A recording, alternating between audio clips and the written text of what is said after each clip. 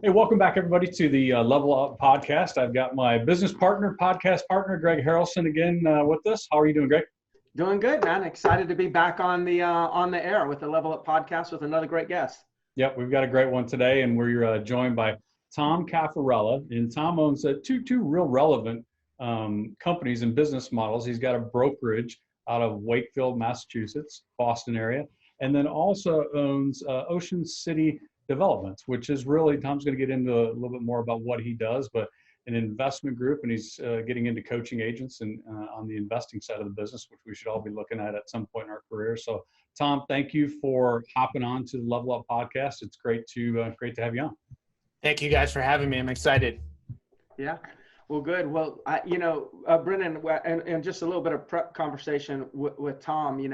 I like that today. I think one of the things that the audience is going to enjoy is that it sounds like, Tom, you're fairly creative and that you're thinking out of the box.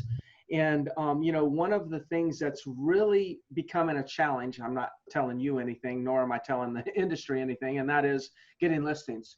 But on top of that, I mean, even myself in previous years, I was probably buying 10, 15 properties a year as an investor. And in the last 6 months, it's just been nearly impossible for me to find investments. It's not that I haven't found one, but the numbers have declined dramatically without me compromising on my margins and whatnot and taking too high of a risk. So, Brendan and Tom, I think today, if we could talk about conversations around identifying not only sellers who we might be able to build inventory with as real estate agents, but also while we're going through that process, maybe finding some investments that we might want to fix, flip, or push to our investors along the way. So, Tom, where would you like to start on that? Yeah, I mean, I guess if I could just start kind of where I came from, I think that's going to kind of tie in a little bit. I mean, I started out like I'm an agent today. I've got a brokerage that has 350 agents underneath me, but I started as an investor, and I started as somebody who just wanted to do like standard fix and flip projects. And I would do all the standard traditional we buy house type marketing, whether that's putting up a bandit sign or doing a mailer or just telling people or door knocking, like all of the standard things that we buy house companies kind of do. And in order to buy them at a discount, like you mentioned, Greg, I mean, it's so competitive out there today, but it's always been competitive, but I don't know that it's ever been more competitive than where we're kind of sitting right now. But you've got to talk to sellers face to face. And so again, me being in the early stages of my career, 10, maybe even 15 years ago, dare I say at this point, I'm getting up there, but I would go out and just try to buy the homes. And so back in 2013, when my daughter was born, my daughter's 8 now, I said to myself, like, I don't want to go on all these appointments myself because I was working 80, 100 hours a week, kind of running around doing a bunch of different things. And I said, I want to hire somebody just to take my appointments. So me as the business owner, like I want to set the appointments, I want to do the marketing, I want to run the business, but I want somebody else to actually be the person to go out and meet with them. And the person happened to be a real estate agent. Like I didn't purposely say I want to hire a real estate agent underneath me. They happened to be a good fit for the job. And they also had their license. And I kept sending them out on appointment after appointment. And I know as an investor that the numbers for me in my market are 19 out of 20 people who say that they want to sell to an investor don't actually want to take a discount on their home. Most of them, like we call it the investor process, like they want to sell with no brokerage fee. They want to sell fast. They want to sell leaving stuff in their home. So they want the benefits of it, but they don't want to give up that little bit of equity. So when I was sending this agent out on these appointments, 19 out of 20 times, he would come back to me and he would say, Tom, like this is a complete waste of time. We should list the home. And so I kept saying to him, well, I don't want to be a brokerage. I'm not trying to list homes. I'm trying to buy homes. And he kept asking and kept asking and kept asking. Again, this is going back to the beginning of 2013.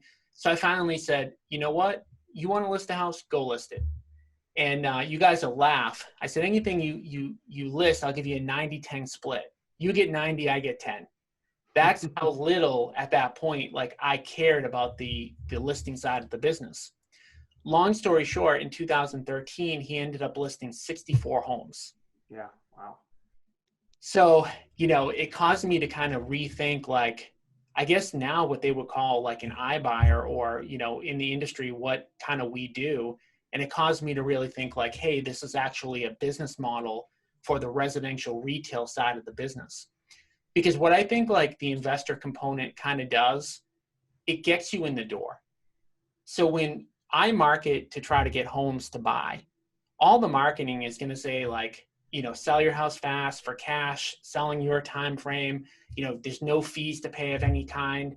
So even if somebody has like an agent that's like, okay, like maybe I would list with them, they're still going to call me, as compared to say you doing a mailer as an agent saying, hey, like I'm the number one office in my neighborhood, or this is a couple of comparable homes, or I can do a CMA. So indirectly, my company, we get ahead of all of those agents, because if they're going to sell, and let's just say the 19 out of 20 people, if they can sell easier and faster and with less hassle and not have to pay an agent, well, let me explore that option first before I then call that person in a lot of cases. So over the past 5, 6, 7 years, we've turned that into a whole business model where we're basically taking the overflow of the investment business and running a brokerage off of that kind of overflow. And of course, it goes into more than just like, hey, let's list some homes where the 19 out of 20 people weren't looking for the cash offer. It also goes into the coming soon marketing. It goes into the open houses. It goes into the sign riders. It goes into the all of the lead generation that we do on the buyer side. And we've got a buyer team kind of off of that. But it was all built basically on a byproduct of me trying to fix and flip homes. Yeah, that's interesting. I don't think I've heard a story like that. Usually it's you people are entering in on the agent / brokerage side, and then they're transitioning to the investor side. Yep. And you're really an investor that's built another avenue with the brokerage and the agent side. So that and so in 2013, how many people did you have working with you? Because you said 318 agents within your brokerage right now. That's a fairly large company. So, and that seems to be a good bit of growth in your last 7 to 8 years. Yeah. So when I first hired that first person, I was the broker on record, and then he was the first person. So there was one of us, in 2013. And like I said, the first year when I was giving him, 90-10 splits on all the listings that he was taking, it wasn't really until the beginning probably of 2014 or maybe the middle of 2014 where I said, like, I need to start changing my structure, not just the pay structure, but how I kind of utilize all these different, avenues. So how do you not only take them as listings, but how do you create the secondary transactions from them? And like you mentioned, like I was an agent in 2006. So I actually was an agent before I became an investor, but I really didn't start kind of leveraging my business until I added the investor component. And for me specifically, as an agent, I did okay. I networked and, I had a sphere of influence, but I never really, hit 6 figures until I started adding the investing component to my business. And I think that's part like, where my personality's at, what my strengths and weaknesses are, and all that good stuff. But yeah, and then as we've grown, I mean, I think, adding to the brokerage, looking for really good talent, there's all different types of makeup of agents that are out there. So we're always scouting and looking for the best. And, sometimes we come up with somebody who's part-time that doesn't necessarily fit into my model, but would still be a good fit for the brokerage. So we're just always out there. And I've got a quote behind me. It's a Steve Jobs quote. And it says, hiring the best is your most important task. And that's what we're trying to do, both on the agent side and on our staff side. It's just like, go out there into the market, in my market, and hey, who are the best people? And let's try to push them onto my side. Yeah. Yeah. Which is easier said than done, but Sure. Yeah, but it looks good out there as the quote. Yeah, but it starts with an attitude or a mindset, right? Yeah. So, I mean, if you're constantly you're reminding yourself of that, then of course that's going to influence your activities and whatnot. So, Brendan, one of the things that I think our audience would love to know is like, okay, this great story and great explanation on how do we get here. But it sounds like there's some sort of information here that we could share with the audience, and like how they can compete against all the iBuyer programs, or, for those agents out there to say, well, I'm really not an investor, and I can't compete with those iBuyer programs. I sure would like to get my hands on some of those listings. What kind of advice can you give for that agent that's out there trying to get listings right now? Yeah, there's a few things. And I hear that all the time from agents. Like, I'm not an investor. I don't want to be an investor. I don't want to flip homes and all that good stuff. But you don't need to be. Team up. There are so many investors that are out there. I mean, you do a post online in a Facebook group, in a community that you work in, and say, hey, I've got a great fix and flip project. Like, who'd want to, buy it? You'll get 50 people that are going to respond to you. There are so many investors out there. There's so many people out there with cash. It won't take more than 1 week, if you tried, to find 10 or 15 or 20 investors that would be willing to buy these deals. So for you as the agent, there's so many different angles you can go with it. I mean, the first is, let's just say that you want to be completely out of the investor game. Well, great. Now just partner up and find a couple of investors who you can hand these deals off to if they go cash. Now, keep in mind, like we said in the beginning, 19 out of 20 are not going to go cash. You're going to walk in the door, house is going to be beautiful, and they're just going to say, yeah, like, I really just don't want to pay an agent. And of course, that flips into another conversation of like, well, your goal is that you want max money for your house. So in order to do that, we need to get the most amount of eyeballs, not off market it to an investor. But having the investor is the easy part. And I mean, Greg, how many investors do you know in your market that would love to find a great deal? I know one is me, and then I've got a lot of friends that are right there with me. So I can't imagine, and I can't imagine. Well, here's a statement that I'll make, and this really applies for all markets, but especially now. There's never a good deal that goes unfunded. Exactly. Exactly. So for me, it just depends on how you as the agent want to kind of profit from that. I mean, if you just say, hey, I really don't want to be involved at all, well, at least if you're going to refer that over to an investor, get the listing back when they're done with it. I mean, that's at the very least. And of course, an investor in this market isn't going to squabble with you over whether you're charging 4, 5, or 6%. They're going to be happy to pay whatever your fee is. So that's the least you should be doing. If not, thinking about like partnering with some of those investors, or, working out some sort of other arrangement with it. So if you're just mainly in it to get the listings, to get the seller appointments and all that good stuff, at the very least, get the listing on the back end when it does go to an investor route. But then out of those other times, those 19 out of 20, then that becomes a different conversation. And I mean, I love when they go investor. Even if I wasn't a flipper, I would still love that they go investor, because I'd be getting that listing on the back end, and it would be a beautiful home renovated at a higher price point than when I actually went into that home. So would you get the listing from the seller at the lower price, and then you'd have the agreement that the buyer would when they fix and then flip it, they flip it through you as the agent. Are you getting kind of both sides in that scenario? You can. I mean, and it just depends on how you approach it, and also what the seller, is willing to do. So when you go in under that scenario, sometimes the seller is just so adamant that they don't want to pay an agent that in that case, you might have to, getting on the back end, but you may also be able to get, a small, fee up front. Sometimes the investor would pay you a small fee up front, and it doesn't even have to necessarily be the seller. But again, those are going to be like, those are the ones we look for. Those are the diamonds in the rough for my business. Those are the ones where I make more money on. But if you're an agent that isn't really too excited about that, at the very least, make something on them, and then have those other opportunities where you're getting in the door talking to a seller before somebody else. And I think one of the important points on it is that we get in the door so many times with sellers who have a very minimal relationship with another agent, but they wouldn't have called us if we were just saying, hey, we want to like list your house, because as we know, and I'm sure you guys talk about it on your podcast all the time, how many agents do a really good job working their database and going back and being like, hey, I sold this person a home 5 years ago. I'm still calling them once a month. That's the rare agent that's doing that. So what we run into quite frequently is, oh, well, like if I were going to list, I would probably list with my agent who sold me the whole house 6 years ago.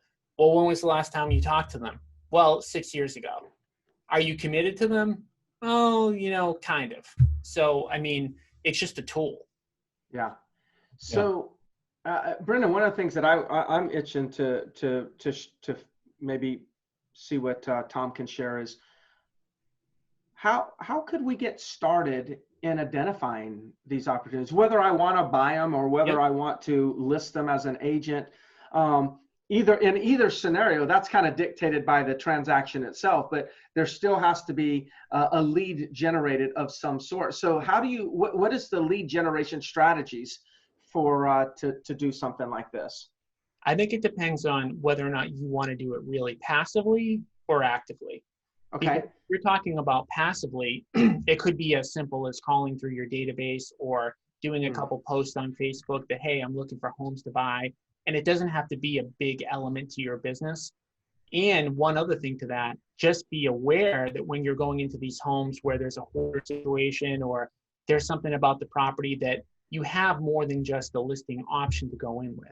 And that's another mistake that I see that don't think about the investor side.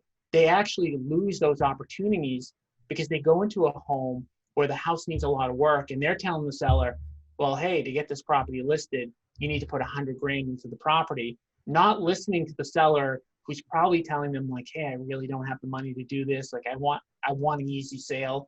So that's the passive way, just to be aware of it and to do some posts on Facebook. Hey, look, I'm looking for homes to buy. I've got a client who, is looking for a fix and flip deal in this area. Do you know of anything? And then there's the more active component. And the more active component is like, are you going to go and are you going to prospect for these things? And if you are going to prospect for them, then what avenue are you going down? Are you going to look and say, hey, like I just want to focus on like a specific geographic area because that's where I'm building my real estate business? Or do I want to go after a specific type of seller that's more likely to sell to an investor? And depending on the agent would depend on what route I'm looking to go in. Now, say for me, like you guys mentioned, I'm out of Wakefield. Say I'm an agent who has a pretty big clientele in Wakefield, and I'm looking to be the top agent in that area. Well, I might prospect to that area with that type of messaging, whether it's postcards or whether it's calls or whether it's door knocking. And that way I'm going to get more opportunities in the specific area. But if you're saying, hey, like I'm really going after the investor element, now we've got to kind of build a list and we've got to look at some of the variables that a seller kind of exhibits that makes them more likely to sell to an investor, like how long they've owned their home, how much equity they have, maybe a variable based on like whether they went through a divorce or they're in probate or all of these different things. And you can make a really good list that you can then prospect to and say, hey, this is going to be one where it's probably more likely that they're going to go investor as opposed to just door knocking your neighborhood in Wakefield, knowing that most of them are going to be, retail type clients. Yeah. Great point. Yeah. I like too that, Tom, that you pointed out, I think one of the biggest things that a lot of agents go into appointments with the misconception that everybody's looking for the highest price. And to your point, 19 out of 20 people usually are. But there's one person out of every 20 people that is decided to say, you know what, time is more important, terms are more important, smooth transaction, me being able to stay in the home, those things outweigh a lot of time price. So you go in there talking all about this is what I can do, but you've got to, put some money into it, and then they lose deals. So I think with the consumer right now just wanting options, that's a huge piece. Well, I think it goes back to like being a good salesperson. What's the number one thing? Listening, right? So listen to what the other person's saying. If the other person's saying to you, I don't want to list my house, you trying to convince them to do something that they don't want to do, like that's like breaking sales rule number one. I mean, you got to actively listen to what your client is actually looking for. And like you mentioned, most of them are not going to want to sell to an investor because guess what? It doesn't actually make sense for them. But for those 1 out of 20, you need to be aware of the identification. The other thing too that I see like my agents and other agents use it for is like, hey, like even though it's a hot market, have this as a fallback opportunity. And I know a lot of companies, they'll kind of, I don't know if falsely is the right word, but they'll kind of represent like, hey, if we can't sell your home in this amount of days, we'll buy it. but they don't really have a buyer. They're kind of using that as a marketing tool. Whereas like our company, when we go in, I actually want to buy your house. Now, I'm pretty confident that if we go and list your house for the right price and we market it the right way, it's not going to come to that, but you have a guaranteed cash buyer. And any agent in any market, as long as they have that relationship with a real cash buyer, a legitimate one, they're going to be sitting there waiting. And yeah, most sellers aren't going to utilize it, but I did have an example of a property that's kind of near, actually it's in the town I grew up in, Revere, Mass. And the house was in pretty good condition. Really, it could have sold retail. They did list it. They had an inspection, buyer got cold feet. I didn't think that the inspection was bad enough that they should have backed out, but they did. They got it under contract again, same situation. We got the inspection report back. I looked at it and I'm like, you know what? It's really just first-time home buyers getting cold feet more than this has a lot of issues. Seller came back to us and they were like, look, I'm done. Like, I'm done doing it the traditional route. I do want to sell to you directly. I know that I could go back onto the market or I could fix these repair items and I could probably get more money, but I'm ready at this point. So I think that's the other area where a traditional agent can kind of use it and say, look, I have a legitimate, cash offer guarantee. My objective, if I'm going to list your home, like, we're probably not getting there, but at least you know that you have it in your back pocket if you need it. And some sellers are going to use it for whatever reason. And that was, again, an example of one where, like I said, I mean, I looked at that house. It didn't need a lot of work. I saw the inspection report. I didn't really agree with it, but that doesn't mean a first-time home buyer is not going to get scared. And that doesn't mean that the seller doesn't decide, hey, look, I'm ready to just cash in my chips at this point. That's the best solution for me. I'm just going to switch gears a little bit. I know you said that when we were talking at the beginning that you, as you started doing more on the Ocean City development side, that company, that you wanted to, just your everyday investor coaching them became a little bit more monotonous. And so you wanted to focus more on showing agents how to get involved. And because we're around deals, we're around properties all the time, we're around opportunities, and I think a lot of them miss them. So how do you take that that new agent or the agent that's been around but hasn't, this is kind of that scary thing that they haven't done yet, and break it down for them to where they can take advantage of the opportunity? Because that is a really strong agent that can analyze an investment is going to be a great listing agent and an even better buyer's agent. So can you tell us a little bit about the process that you go through? Yeah, I mean, the first thing I think is, like, I've done a lot of coaching. I don't think that my personality necessarily is a coach. And I think, Greg, we talked about this really quickly at the onset, like trying to figure out, what you want to be when you grow up. And like, I realized pretty quickly, like, coaching for coaching's sake isn't really my thing. But when I started out coaching, I was coaching like the average person who wasn't a real estate agent, who wanted to invest and do flipping and all that. And the reason it didn't work for me, besides the fact that I don't think my personality fit to that, was also that my whole model revolves around seller lead generation. And so agents really get that, because agents are trying to do that every single day, as opposed to the average person. They're like, wait, why do I need to generate a lead to flip a home? And it's like, well, we're so kind of like far away from the conversation that we need to be having.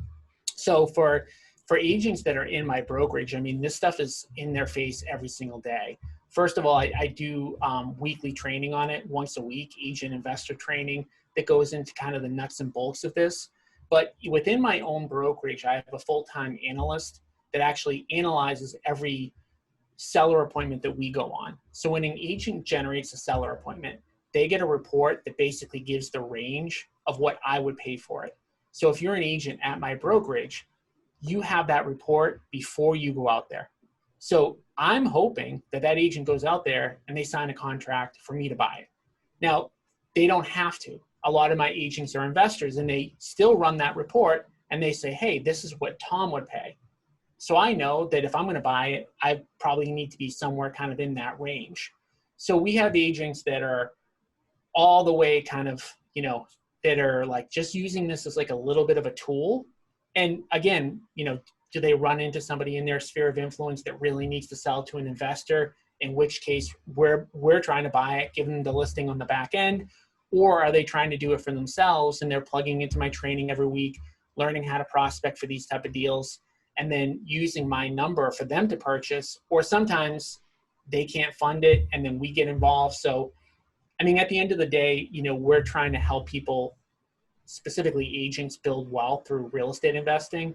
And that doesn't even touch on, like, we've talked a lot about flipping and leads and stuff like that, but that doesn't even touch on all the long-term buying and hold stuff, which if I had to pick one or the other, it's probably actually more important.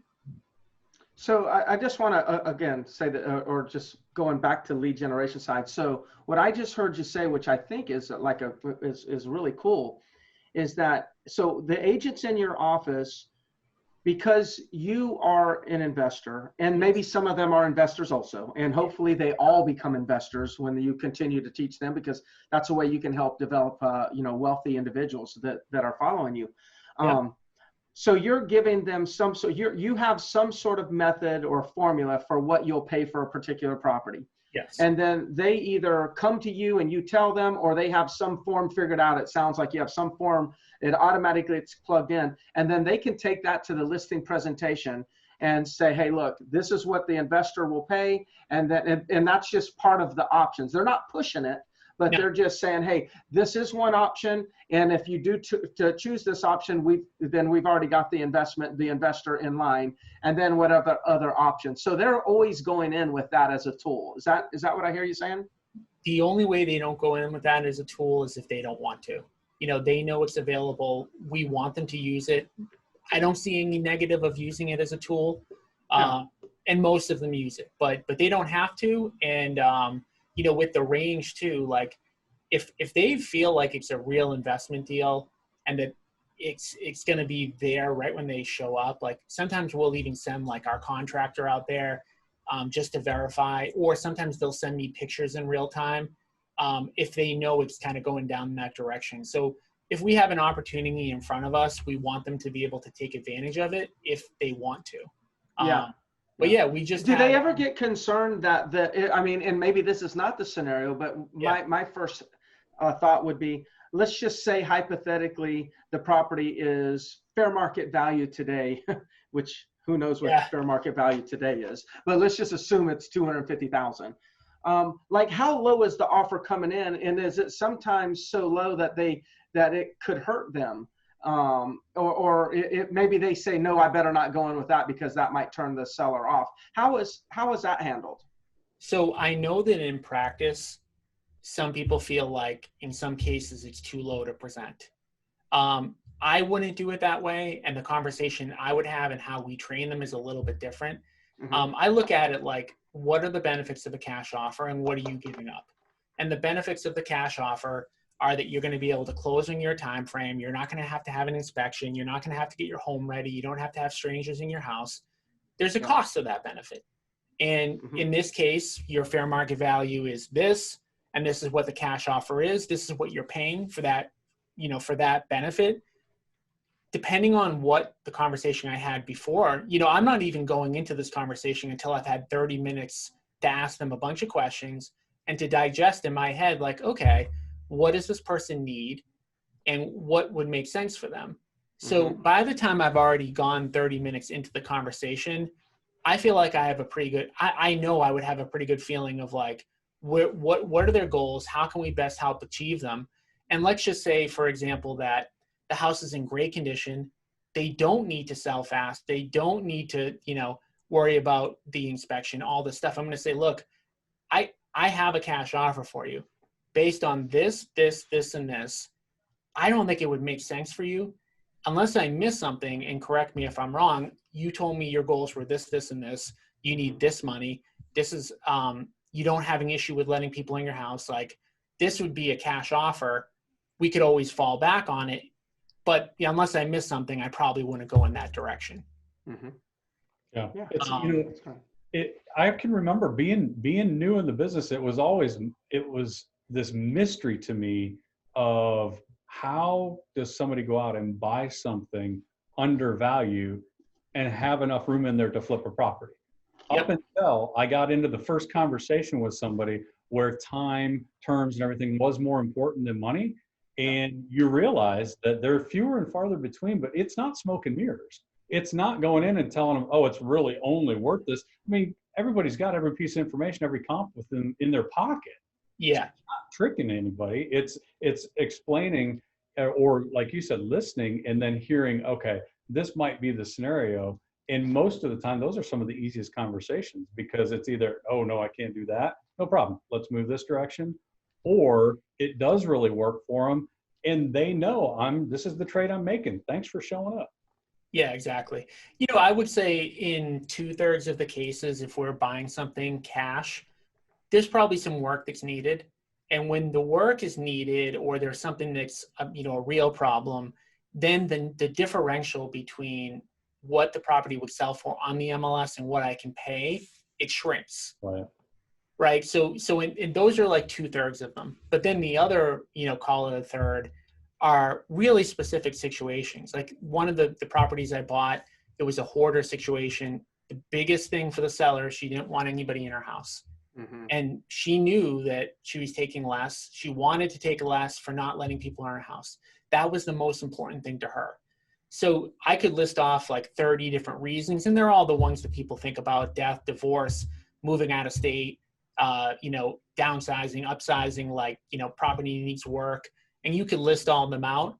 And, they make sense when you have the conversation with somebody, but it's not going to be a common thing. And yeah, like anytime to me as a salesperson that you're going out with a preconceived notion of what you're pitching before you go in, you're doing the person a disservice. You got to listen to what they want first, and then figure out like, hey, can I help them? And if I can help them, then having the cash offer is another way I could help them. Mm-hmm. And it's not going to work for most people, but it's going to work for that small percentage. So I let me just say this, and maybe some audiences was thinking like I am, and I was waiting for at some point, Tom, for you to use the word wholesale. Mm-hmm. And I noticed that you haven't. Now, that doesn't mean that you don't wholesale or that you wouldn't enter into some sort of wholesale agreement. But the reason why I bring this up, and Brendan, I think why it works for Tom and as a business model, is because you seem to be very sincere about this, and you seem to still be thinking about the consumer, the seller. Mm-hmm. Given that everything's all about giving them options, and if there's listeners out there that are saying, well, I don't want to be a wholesaler, that's not what Tom is really doing here. Sometimes, and not all the time, but sometimes people get the feeling that the wholesale deal is kind of like all about the wholesaler. Mm-hmm. They're not really thinking about, and again, I'm not trying to slam wholesaling by any means, but I'm just thinking how some of the listeners are going to be thinking. They're saying, well, I don't want to be in a wholesaler. I don't know if that's right or not. That's not what Tom is doing. Tom is actually going in, listening to the seller, identifying multiple options based on options that may be relevant to that seller's situation. And then at that point, allowing the seller to determine what's best for them. That to me is, whether you're doing it from an investment standpoint or you're given options like, that you'll work out a lease arrangement, a lease back arrangement, in the event that they get a buyer fast, you work out and negotiate a 6-month lease back arrangement. Those are options. Those are options that are all relevant to today's time. So I think the message that we all need to take is, you will get more listings as you offer more options to a seller. That's exactly right. And we, I'm just talking about one option. And yes, I guarantee, Greg, that you've talked about, 10 or 15 other options that your team can put on the table. And those are like, it's just having the tool in your tool belt and knowing how to use it. Yeah. And it's one tool. I think it's a really significant tool. I think that it can help people a lot, not only to get the appointment, but also to close the sale. But yeah, it's just one tool. It's one of many tools that you can use. And it's all about, like you mentioned, like providing the solution to the person. Yeah. And the more that you can be the solution-minded person, the more somebody's going to want to work with you, period. Yeah. Yeah. I think that you get credit just for bringing solutions. Whether or not they exercise on one of them, I think that you're the hero. Because it's like, to me, if you, especially with your demeanor and the energy that you kind of portray, I feel like if you were to present this to me and I was to reject the offer, rejecting that option is not the same as rejecting you. Actually, you bringing the option that I reject actually draws me in more to you, because as long as you've delivered in a sincere manner. Yeah, and I think when they reject an option, it's an opportunity for you as a salesperson to really ask, like, what about that option doesn't work for you, so that you can get greater clarity on how to help them. So if they say, hey, look, that sounds all great, but, I don't mind, this, and this about the traditional process. Well, that's great.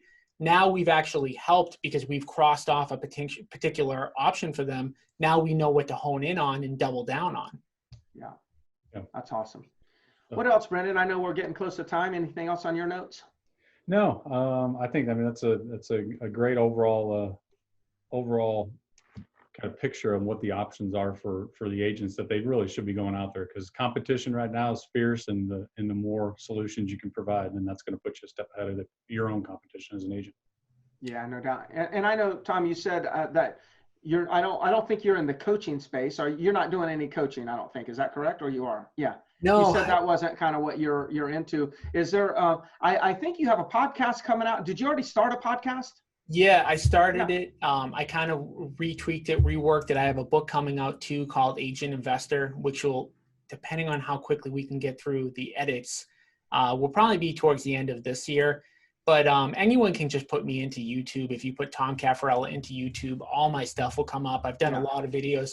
I have done a lot of coaching.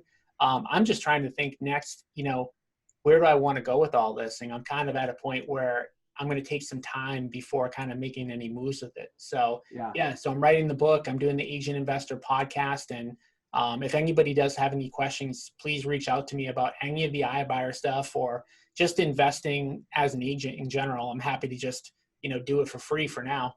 Yeah. Oh, what's the best way to reach out to you? I know your website. You got CameronRealEstateGroup.com. Is that that's your brokerage site, right? That's my brokerage site. Really, the best way to get in touch with me is connecting with me on Facebook and sending me a Facebook message. That's just, I'm on that thing all day long. And like people, you go to this website, go to that website. Well, it might go to one of my assistants or an agent or whatever. But like, if you connect with me, I'm Tommy Cafarella, Tommy, on Facebook.